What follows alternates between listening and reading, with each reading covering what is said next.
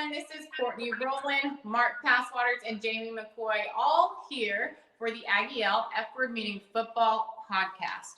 A lot of stuff going on this week at Texas A&M, especially considering the portal and a big-time commitment. Mark, where do we stand right now with the portal? It's busy. I think that they're about done in terms of players going in. Now the focus switches to getting guys out of it.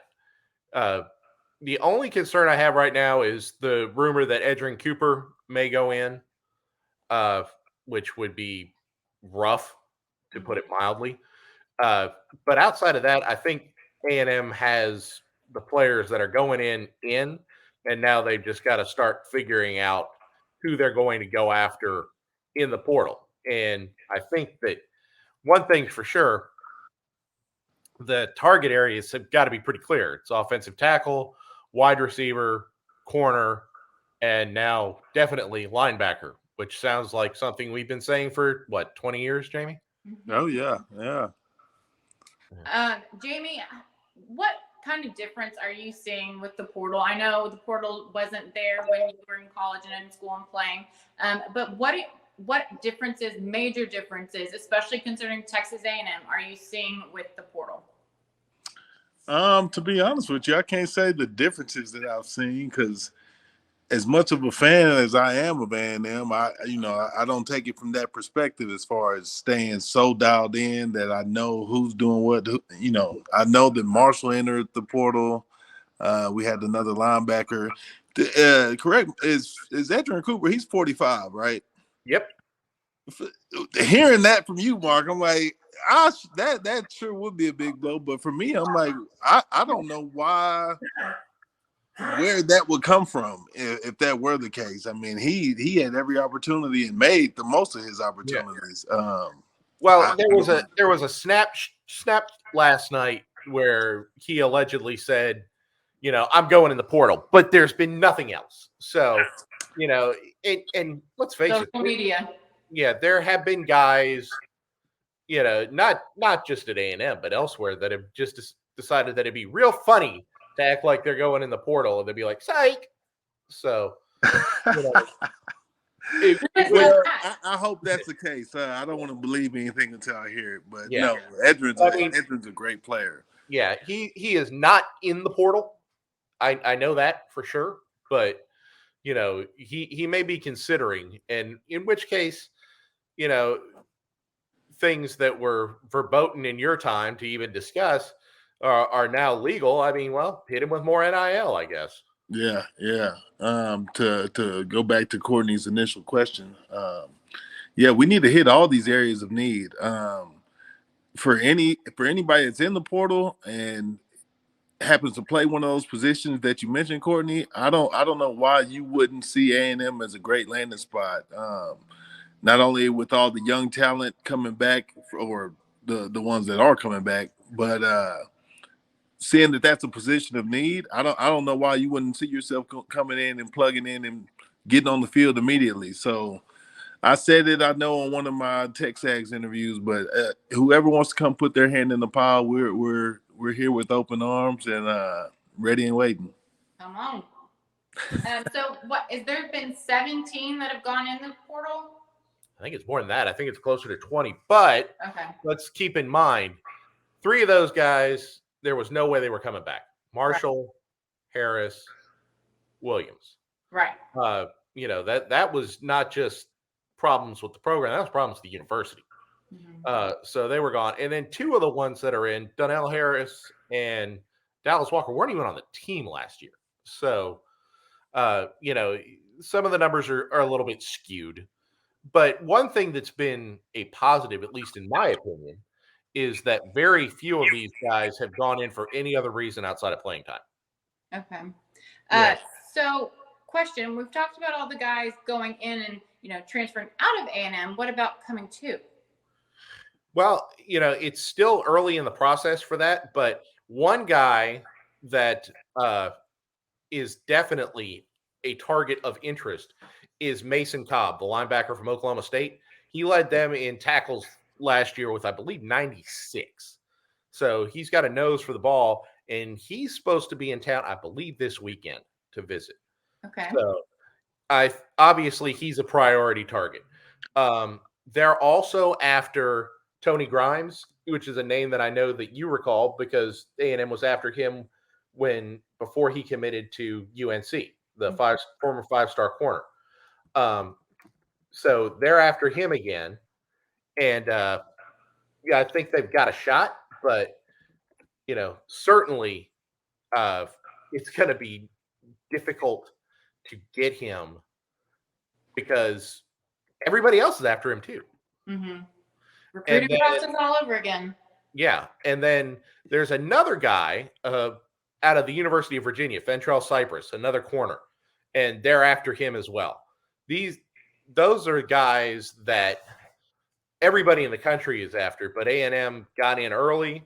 They've certainly got interest, and I think at least obviously in the case of Cobb, the interest is reciprocated, and I bet that it is with Grimes as well, because you go back 3 years ago, they came in second to UNC back then, and I don't think that the relationship has soured at any point. So, the kid from UVA, I'm not so sure about, but I know that they've stuck their toe in the water along with virtually everybody else in college football. So we'll just have to see how that goes. What's the reasoning behind these guys that A&M is after, and a lot of the other schools are after? What is their reasoning for going in the portal? Is it playing time, or? I think that it's not playing time, because you look at these guys. These guys are starters. These guys are very good established starters. I think it's 2 reasons. One, they think that they can be developed better somewhere else. Certainly, something's going on at UNC. There are a lot of guys that are leaving North Carolina. And I think UVA is not exactly a historic football juggernaut. So that may be something that's coming to play too, is they think they can be developed a little bit better somewhere else. And also it's an opportunity for a payday. So, let's be honest about it. I don't know the kid's name, and this just to squeeze in here real quick. I saw a kid that entered the portal from Mississippi State. And I think he led the team. I don't know his name, but I think he led their team in sacks, or he was up there in sacks. And most kids will put a little tweet out or whatever saying, "Thanks to my teammates," whatever. With that being said, I've decided to enter the portal. Well, his comment going out was, Leach thinks I'm not tough enough, so I'm entering the portal and I'm going elsewhere. So there could just be a bad vibe with the coach. You were promised one thing coming in, you got there, you may be performing and doing what you think, and you and the coach just don't get along. It could be you and the head coach, you and the position coach. This could be a little ruffling the feathers, and you say, you know what, I like to go somewhere else and come stick it to you. So with that being said, I love to have a kid like that. We need guys that can rush the passer. And if you got a chip on your shoulder from a former coach, hey, come on over here. Yeah, Mississippi State always has A&M's number, so it'd be good for him to go against Mississippi State with A&M. Yeah. Hey, let's somebody get on the phone, send this man a text. Absolutely. There are a lot of guys from Mississippi State that have gone in the portal, not just this kid that you're talking about, but a couple of their best receivers have just decided to bail out. Ra Thomas, easy name to remember there. I mean, Ra. But then they had another one last night. It seems like they have a tendency to lose more players to the portal than most. Watching that, programs that have been throwing red flags. I mean, people are going to say A&M's throwing red flags with all the players they have in. I don't really buy that, because most of it is playing time. Now, if Edgerrin Cooper goes in right after you lost Andre White and Terrion Lee, that's a red flag in a Mayday parade. Yeah. At linebacker, and that's a big bleeping problem. But outside of that, I don't think that it's a big an issue for A&M. But when you look at places like UNC, where they have lost starter after starter, and then they just had Josh Downs announce that he's going pro, Phil Longo left. Another one of their guys is leaving. Something's not right in Macland. Right. And then Oklahoma State, lost their starting quarterback, lost their starting running back. Are people getting tired of Gundy? Those are some programs that people aren't going to really notice unless they're watching this closely. Miami's another one. Maybe Cristobal's just running guys off, but they've just they're not just losing players; they're losing guys that are established stud starters. Yeah, And that would concern me more than sheer numbers. It's losing established talent. Mm-hmm. With the portal, the NFL draft, seniors, etc., how many can Texas A&M take? Good question. Not really sure at this point. Because a lot of it has to do with how do they finish, and I don't think they're done yet. They're going to have a big weekend, the 16th to the 18th. They're going to have a lot of guys in. There's been a lot of attention shown that they're back in it with Anthony Hill, and they are. Ruben Owens, I'm sure, helped that. Yeah. So you got Anthony Hill there. Jaden Pratt is a kid that is committed to Stanford. He's a tight end. Like A&M doesn't need a tight end. Well, they've lost several, so yeah, they might. He's a 4-star. He's going to take an official visit not this weekend, but next weekend. Let's see. Marcel Reed, the quarterback out of Nashville, who's committed to Ole Miss, he's going to take an official. Tony Mitchell's going to be in on an official. I think they can flip several of these guys. So then you're looking at 15 or 16 commits. I have heard out of the portal that they're looking at 8 to 10, but I think that would be a good start. Let's put it that way. Now, will Anthony Hill sign early? That's a good question. I really don't know. At this point, if he's got any questions, any doubts about where he's going, then I would wait. Mm-hmm. I would sign in February. Now, the question is whether or not he's going to have his mind made up by, the early signing period. I think that there's a real issue there and a split among not just, his emotions, but the people around him. I think that his family is uncertain on what they want to do. I think mom wants him to go to A&M. Dad wants him to go to Texas. Mm-hmm. So that must make for a very interesting what a Merry Christmas. Yeah. Either way, you got to think that the coaches are preaching to him to come on and get in there early, because you see yourself playing next year. Why wait until the summertime before you can actually get with the team? You right. want to go ahead and get a spring camp under your legs and get familiar with the playbook. So if they got aspirations of playing, I would say they need to be trying to get in that early signing period. I agree, but then again, if you want to, talk about A&M's depth chart at linebacker right now, there it is. Yeah, all the more reason for if it were me, I'd be like, I'm gonna go start and be the man for 3 years, 4 years, whatever I decide. Yeah, no, I totally agree. I mean, I would love for them to get him and get him in early. Yeah, I think it'd help with other recruits as well. So right. So let's shift over to Devon Achane. Has decided to go to the NFL draft. Jamie, you and I talked about that in length last podcast, and you were saying the benefits of him staying and getting another year under his belt. What do you think about his decision? As a running back, I'm not mad at it. You got only so many years getting beat up, and why not?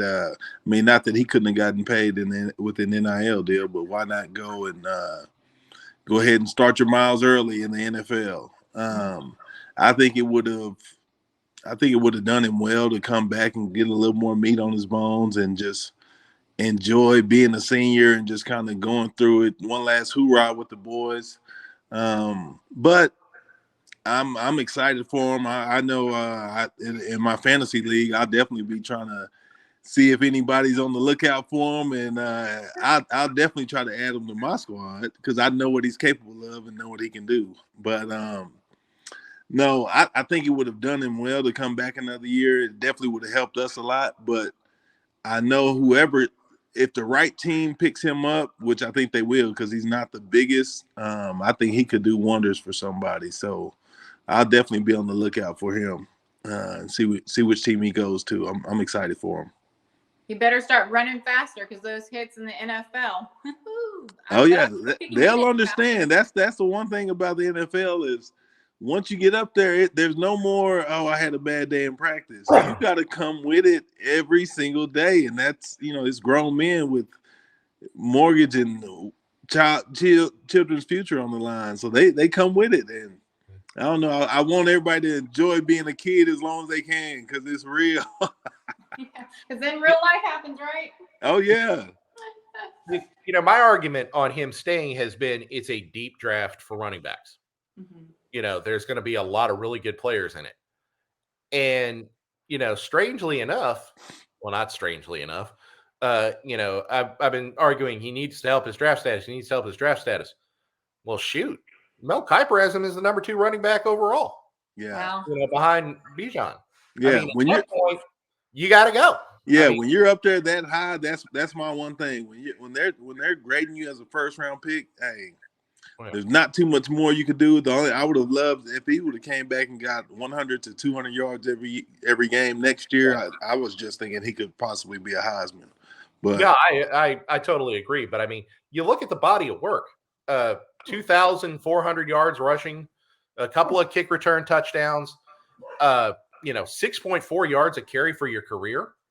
I mean, that's really good stuff. And then, but I think the numbers that really helped him, 38, 215 against LSU, 38 carries for 215 yards when you're banged up and you go out and do that. That shows, you got the toughness. You're going to be able to handle it in the NFL. And, I really hope that he's a second rounder.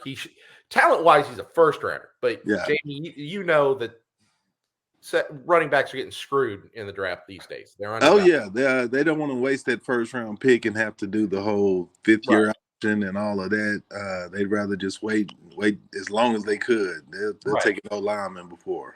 Exactly. Like you said that they only have so many hits in them before they run out of gas. Yeah. So they're undervalued. But I think that he could be a second rounder. Somebody will jump on him. And, that's going to be a couple $1,000,000 in your pocket straight off. So, no, I don't blame him for going. I would have loved for him to stay. But, he did what he needed to do. And, now it's time for, Daniels and Moss and now Reuben Owens to step it up. That's what I was going to say on the flip side. Yeah. Speaking of Reuben Owens, I'm glad you mentioned that. That's the flip side of, A-Chain going is that you now get a 5-star Owens at running back. It's funny how that all kind of happened because A-Chain, I think, declared for the draft on, I don't remember what day it was, but the day after. Wasn't that when Owens decommitted from Louisville? Then was it the same day committed to A&M? Yeah. That's a big day. Yeah. Tuesday, A-Chain announced he was going pro. Wednesday, Owens flipped. Probably coincidental, but it's certainly interesting timing. But Owens was back in play after Scott Satterfield left for Cincinnati, and A&M, for all the problems that they've had this year, one thing that they did extremely well was recruit him. They worked under the anticipation that Satterfield may leave. Satterfield may be fired because early on it looked like he might get canned. But they operated under the assumption that something could happen at Louisville, and they wanted to be option one if and when it did, and it did. And it wasted no time. He was ready to jump, and he did. And apparently he had made his intentions pretty clear behind closed doors because the players all knew he was coming. Right. And for, a big time prospect like him to commit to A&M, well, one, it's his home state and everything like that. And obviously the A&M does have a big future ahead of them. But after this past season, is it hard as a recruit, Jamie, to see past, the season that A&M just had and what the future is? I don't think so. Just like you spoke about with the season that A&M had, you saw that Devin he still was able to rack up a lot of yards. So for a recruit, you kind of watching the game and you see if I'm Owens, for instance, I'm watching and I'm saying, okay, that guy's leaving. The O-line wasn't as great as it could have been. I know it can only go up from here. I'm gonna just plug myself into his situation, and hopefully I should be able to do the same thing, if not even more, with a better offensive line, and who knows, another tight end, better blocking, better packages, and then Connor having another year of experience. So if I'm a recruit, it's not hard to see myself fitting in. You just see who's doing what, and if you got the talent this day and age at A&M, you're gonna get on the field some way, somehow. So if you believe in yourself, come on, give us a shot. You spoke about, the O-line and the difficulties there, but also, working to improve. Let's talk specifically about the O-line, both the staff, coaching, and players. What can you do to correct it, and can you correct it in a year? Go ahead, Jamie. Hit him with him. Man, I'm telling you what, Jimbo knows him. Go give my man Jim Turner a call. Let him come back in here. He's a great coach. They've worked together before. Every time that he's been the offensive line coach in our room, we've had some type of first-round pick. Guys that are still playing in the league to this day. If it were me, I'd give him a ring. He's just does his own little camp type deal, his own setup. Still teaching offensive linemen. I think he's a great guy in the meeting rooms. He makes everything easy to understand, and you know exactly why you messed up when you messed up, because you weren't listening to whatever it was that he told you to do. So I know that Jimbo knows him. I'm not sure if he's going to be listening to this podcast, but somebody needs to get in his ear and say, hey, you remember Jim Turner? He turned out some first-round picks for you, so I don't think he's doing anything right now. Let's give him a call. I know one thing. If Jim Turner's anywhere in the vicinity, you can definitely hear him. He was always so funny and always called me coach from back when I did the student guest coaching thing. And really? It's funny. Yeah. Okay, good deal. It's funny you mention him because I have not spoken with him in quite a while, but last week out of the blue, I received a message from Coach Turner on Twitter. So I'll maybe have to follow through with that a little bit more. Yeah. Get in his ears. Tell him to give old Jimbo a text. Yeah.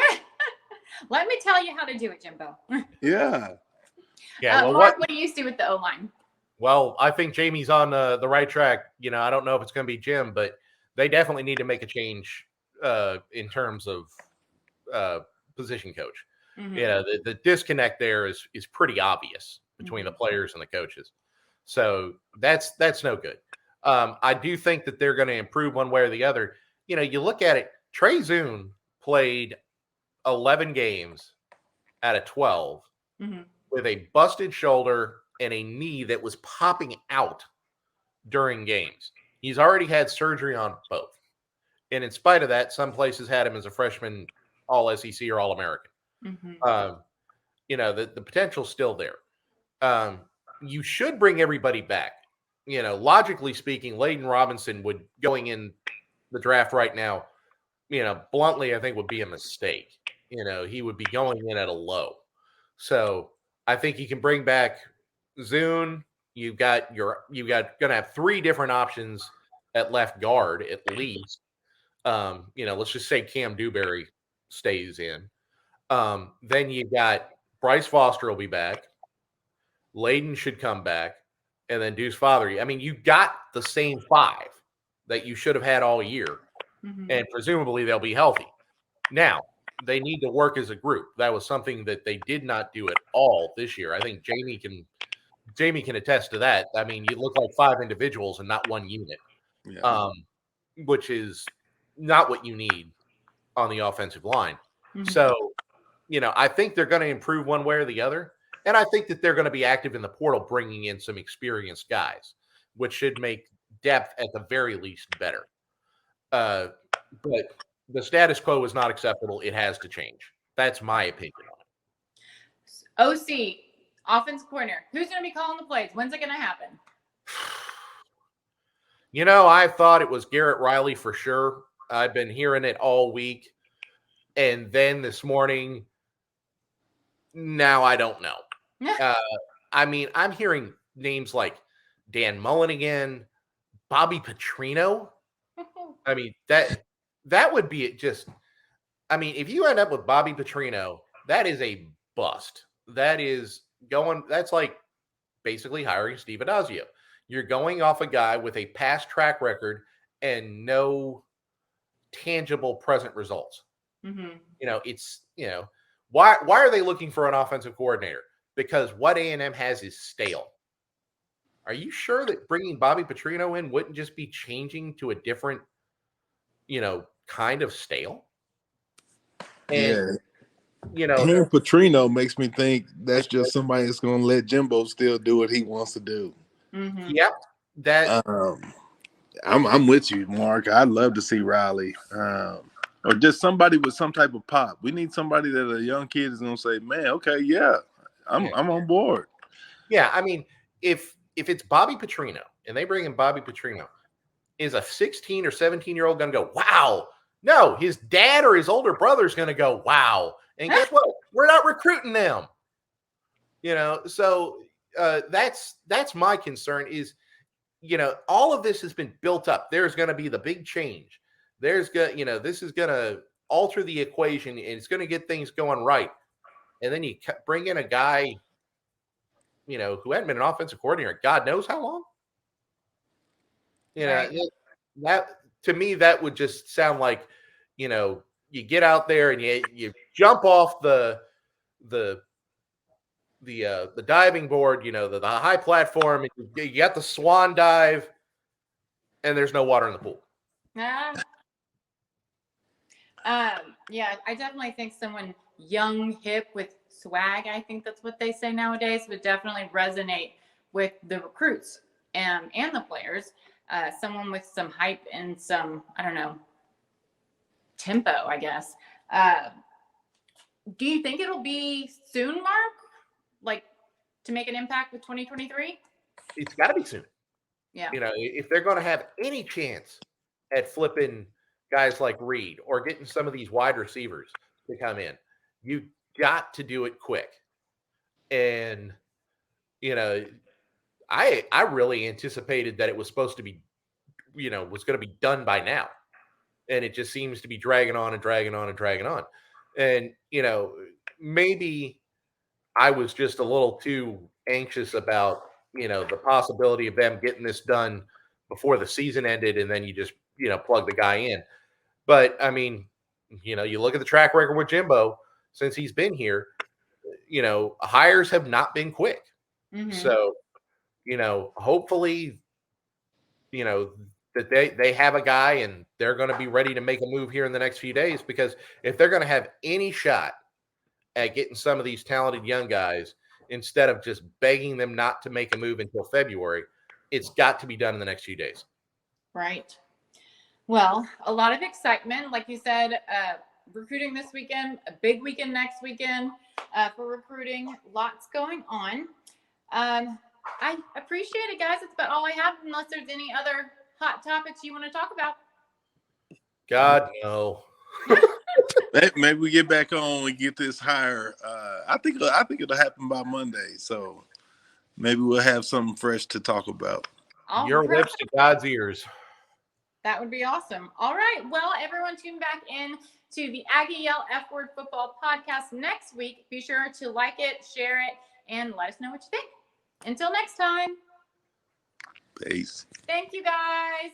No problem. You, Court. Go wrap those Christmas presents. Yeah.